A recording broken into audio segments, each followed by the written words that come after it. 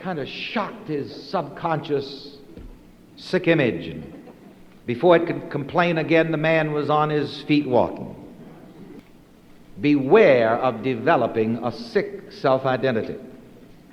And if you've had a certain complaint so long that you've developed a sick self-identity, that sick self-identity must die in order that you might live in health. Now,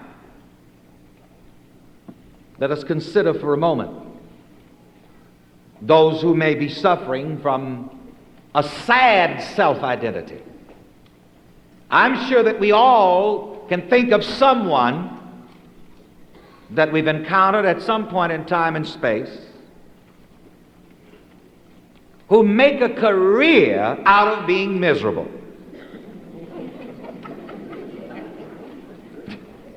And not only do they make a career out of being miserable, they try to make other people miserable with them. And if you will not be miserable with them, you're not their friend.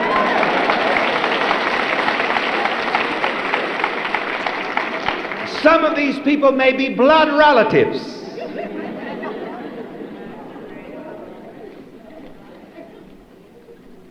I know of someone who told me once, Reverend Ike, you've been telling us to take vacations so that we could visit whenever we wanted to, different parts of the world and different parts of the country.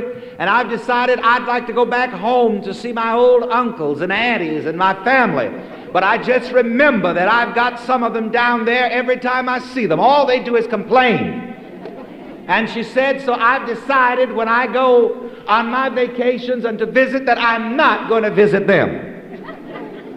You know, you have to be very careful of people who have chronic, sad self-identity. And this is why I've given you these words for your guidelines. Always in your heart say to people, if you won't let me pull you up, I'm not going to let you pull me down.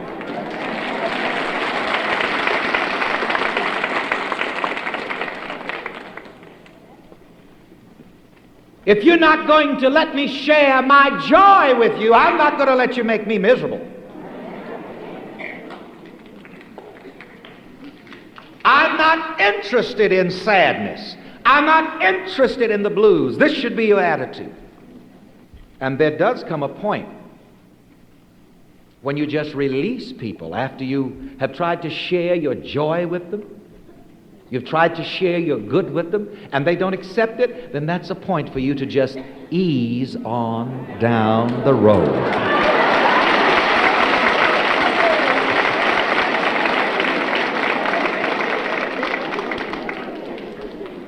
But if you truly want to be happy, then the sad self-identity must die that you might live in happiness.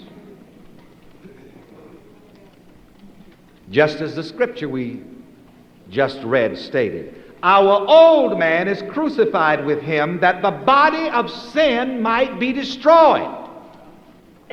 And the old man is that old sad self-identity, that old sick self-identity, that old failure self-identity must be crucified, must die that you might live. Another thing, some people with these sad self-identities seem to think somehow or the other that perhaps there's some kind of virtue, a holiness in being sad. Some people seem to think that they can't serve God if they're too happy. Some people think it's a sin to be too happy.